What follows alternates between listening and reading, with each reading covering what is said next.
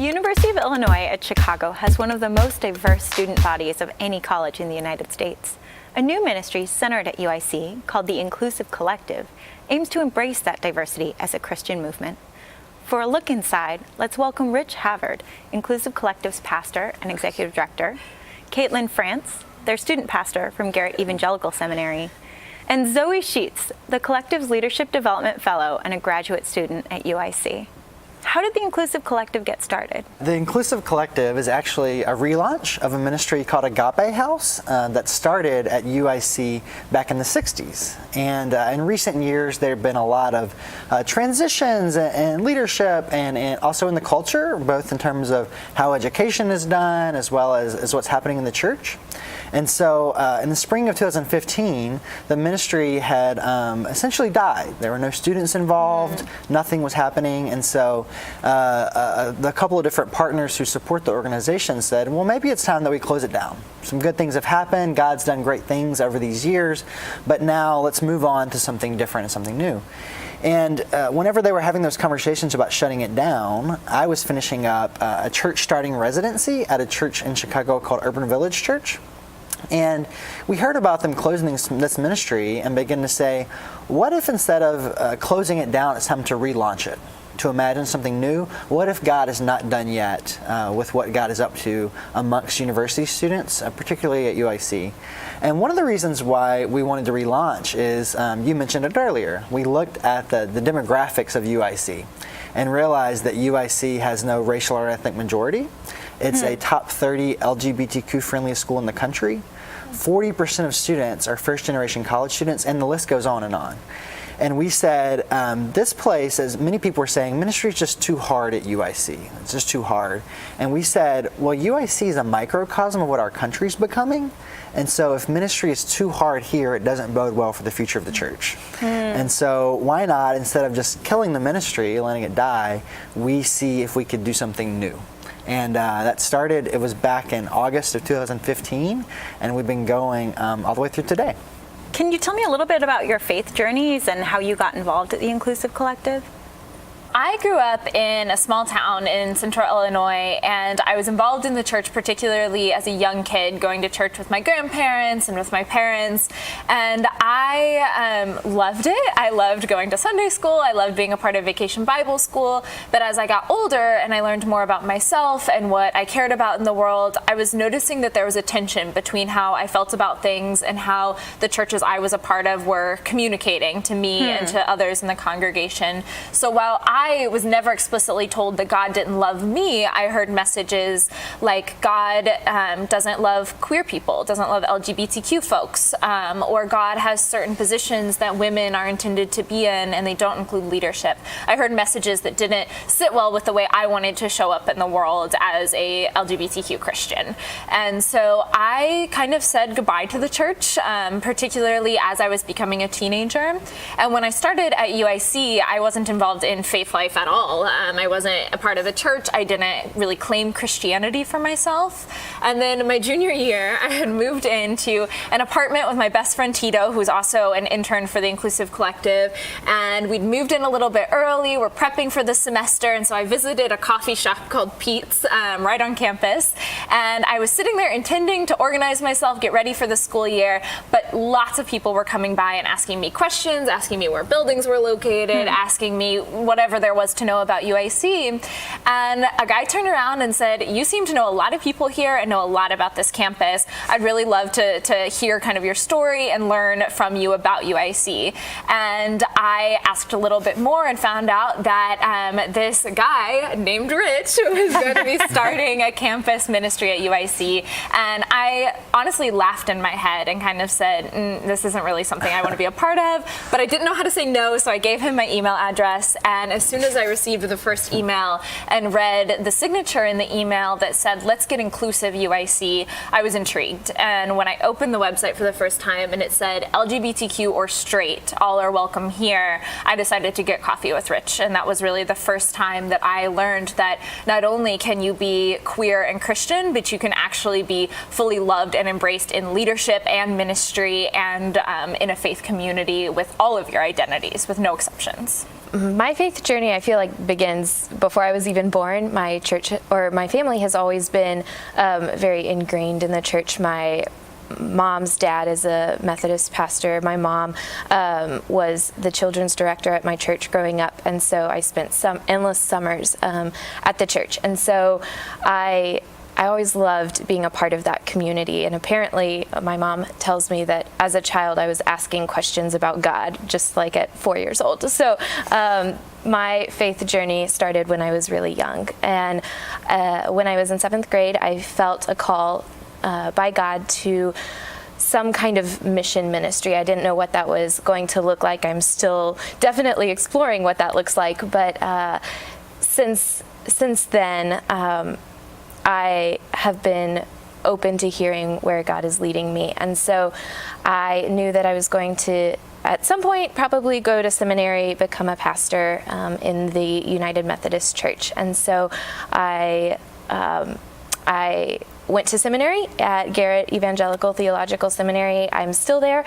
And part of the degree is to do 2 years of an internship. And so when I had expressed to them that I still needed to be in church, I did not want to have an internship that became that took away my worship space. They pointed me to the Inclusive Collective. Background, about 2 years ago, I came out to myself because I kissed my best friend, and we were like, "Oh, this is great!" And now she's my fiance. Yeah, but moving to Chicago, I found a faith community that really started building me back up. I grew up, like I said, I grew up in the church, and a lot of those fundamental beliefs of God loves me still remained 100%. But there was a lot to do with where was my place in the church anymore. I knew that I wanted to go into ministry. I knew that when I was in 7th grade, but I started to wonder where I could fit into all of that. And so when I found my faith community at Urban Village Church, I started putting the pieces back together and really felt supported and knew that I, as a queer Christian, was loved by God and liked by God for who I was. And so when I was told, "You're going to have an internship," they pointed me to the Inclusive Collective. And I met with Rich and was like, "Okay, I'm doing this because Rich is amazing." And the ministry of the Inclusive Collective is something that is so needed in campus ministries today. And so this has become the place that while the church community was kind of building me back up, I now get to flourish, and I now get to be in leadership once again like I was when I was in high school. And so that has been really meaningful to me as a part of the Inclusive Collective and as a part of my faith journey.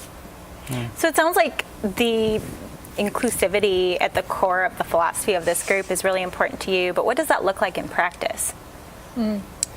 I think one of the key things about inclusivity is we often talk about inclusivity in a way that centers on you're simply welcome to come into our space. But I think something that's been unique about the Inclusive Collective and something that's invited me into leadership in the Inclusive Collective is that, yes, people of all kinds of identities are welcome to come into our space, but more specifically, they're welcome to be in leadership in our space, and they're welcome to transform our space. I think that's what true inclusion looks like, is not just an invitation to be present, but to be genuinely transforming the space that you're within.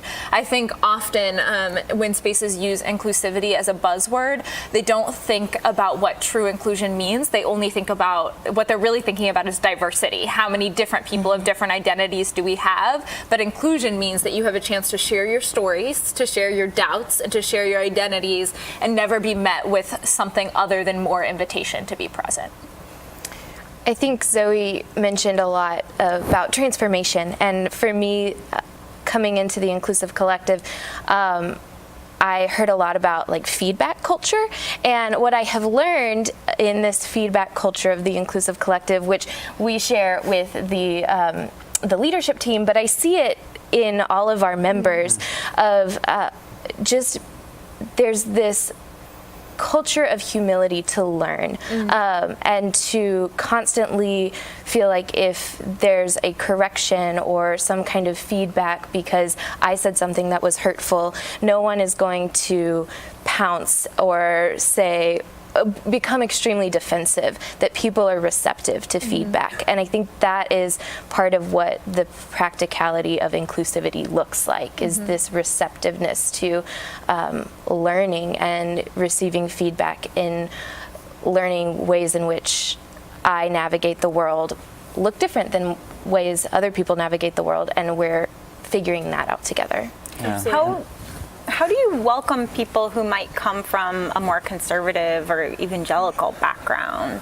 Yeah, I was about to mention that actually. I think that a couple of things about this is one is we try to center people who have often been on the margins of dominant expressions of church and society, and so that gives our leadership a certain sort of flavor to it in the way that we show up. But we've tried to, and that's not going to change. Like we're going to always protect those people who have been on the margins. One of the ways in which we've tried to engage folks who may not feel comfortable in our community because we may be too progressive for them is to create other programs or opportunities for us to do dialogue across lines of difference. And so we've really just started to experiment with that, but one of the big ways that we did that last fall was through the creation of a program called the People's Supper. And the People's Supper is an event that sparked after the 2016 election, and the creators of it said, look, it's very clear that we're not talking to each other across these lines of difference. It's very clear that we're living in our own political silos. And so we need to get people to a level playing field, which often is a table for food, and get us to talk beneath the sort of tweetable things, beneath these, just a few hundred character kind of positions, and talk about real stories. And so we launched that last fall with the People's Supper, and are hoping to find a way to continue that work in smaller micro ways, because many of our students are very interested in what it means to talk to people who are different from them. They have family members. We talk about a lot is like white folks who are part of our community. It's our responsibility to go talk to our own people about racism and the harmful effects it's having today. And so we're trying to do some things that build the skill of us to be able to have those hard conversations in ways that don't decenter people who are often at the margins. Yeah. Interesting. So you mentioned, Zoe, in your explanation of your personal journey, that you didn't feel like you were a part of the regular church experience anymore, and you met Rich in a cafe. How similar is that to how you go about your ministry on an ongoing basis? It's exactly how we go about our ministry every day. So we don't have an actual office. The Inclusive Collective doesn't have a set space that is the Inclusive Collectives. And I think that comes with its challenges, certainly, in making sure we have a space for our leadership team to meet, or space to have private conversations we may need to have with our members. And it's also a really beautiful thing. I think it's a beautiful thing because that means that our ministry is happening in the spaces that the lives of our people are happening. It means that we can meet people where they're physically at, and also integrate ourselves into the way that they're living their everyday lives. And it means we're showing up in spaces that they are already comfortable in. So I think it makes the Inclusive Collective more accessible, even if sometimes it challenges us to get creative with logistics as well. Yeah, there's a great line from John 1 in the Message version of the Bible that says the Word became flesh and blood and moved into the neighborhood. And that's a big part of what we try to do, to move into the neighborhood where people are living and working and playing and studying, and join people with their already doing life. One of the things that's happened as we do that and try to be integrated is that we have 72% of our people are either new to church or faith, or returning to church or to faith through the Inclusive Collective.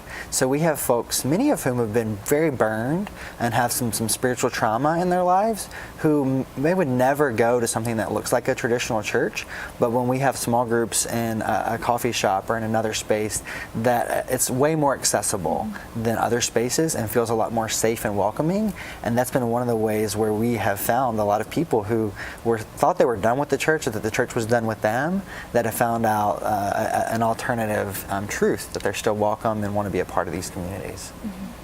Millennials and younger generations have been leaving mainline churches really in droves. Right. What do you think those churches can or should be learning from your approach and your success in reaching some of these folk? Rich and I often talk about something called the 9 marks that we kind of use to guide our ministry.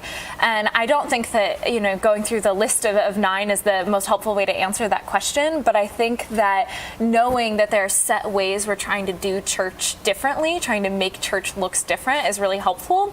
And I think to me, the one that stands out the most in why we're compelling to young folks of my generation is the one that we often call creating laboratories. So creating laboratories means creating spaces where people can ask questions and authentically say, I have doubts, or I don't believe this, or I don't think this, and here's why.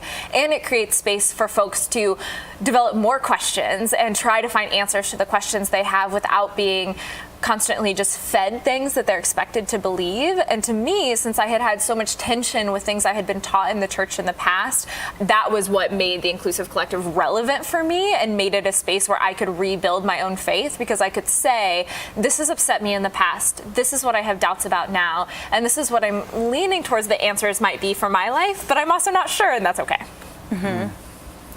Yeah, most studies would show that no denomination is growing right now, and a mainline denomination is certainly shrinking faster than others, but nothing is growing. In fact, the only ones that are holding stable or growing a little bit are traditionally black denominations in this country.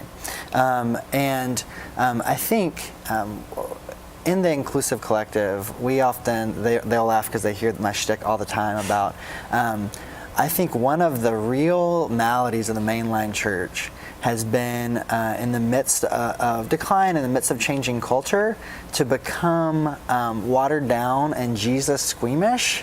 And so, as one of my mentors used to say, and so what we've essentially done is to let fundamentalist, really conservative religion grab the mic and be the only voice of Christianity in this country. We're seeing, I think, what's exciting is seeing a resurgence of a more progressive voice that's becoming louder. Thinking of people like William Barber in North Carolina.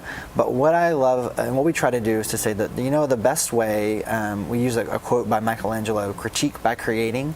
The best way to critique fundamentalist, bigoted examples of religion is to create an alternative that is compelling, that's robust, that's full of verve and power that the gospel offers. To pick up the microphone, if the message on the other side is really loud, why don't we pick up the microphone and say a message about the gospel that is life-giving in even louder and more creative ways? And so I think the mainline church has often opted to put the mic on the table instead of picking it up and preaching in a way that's more compelling.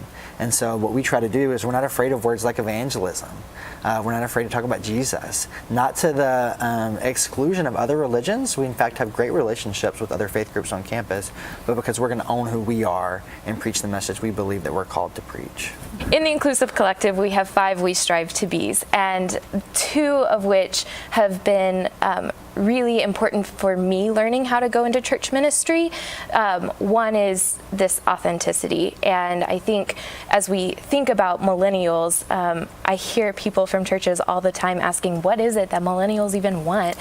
And do they want a coffee bar? Do they want strobe lights? What is it? And I think it boils down to authenticity and community and being able to be together as who we are, and not disguise that by coffee bars or strobe lights. I mean, those can be good things, but if it's not boiled down into authenticity, then it's worthless. And then the other thing is Christ-centeredness. I think a lot of my progressive friends are terrified of evangelism, and I myself was terrified of evangelism before I came to the Inclusive Collective, because I have felt like the church has something to apologize for, and the church often does have things to apologize for, but we don't have to apologize for God, because God has done nothing wrong. And to claim our Christ-centeredness actually gives us good news, and there is good news to share here that all people are loved by God. And so there's something that is so deeply rooted in Christ-centeredness in the Inclusive Collective that I think it is the reason why, among other reasons, but it is the reason why it's working. I have loved the conversations on campus that our new t-shirts have sparked, and it sounds like such a simple thing, but we have new t-shirts. They're black with bold white print on them, and they say, God likes you, and that's it. And I think that that speaks to a lot of what Caitlin was just saying, but it pushes people to ask about the shirts. I get asked about it every single time I wear it, and people's question, especially young people's question, is always, well, I thought that God loved me. And I love when people push back with that question, because the point of the shirt is to say that yes, God loves you, but it's time that we stop talking about God's love as obligatory, as something that is just automatically there and there's no depth to it. It is automatically there, but it's so important that people recognize that that genuinely means that God also likes you, likes your quirks, likes your identities, likes the little parts of yourself that you may not even want God to acknowledge or know about. God likes all of you because God created you, and having spaces where we can talk about those things in that Christ-centered and authentic way has proven amazing for our members, and is also really cool to have other people thinking about on campus. Yeah. Thank you, Rich, Caitlin, and Zoe, for sharing your experiences with the Inclusive Collective with us today. I'm Liz Dunn for Different Drummers in the Greater Chicago Broadcast Ministries. Keep the faith.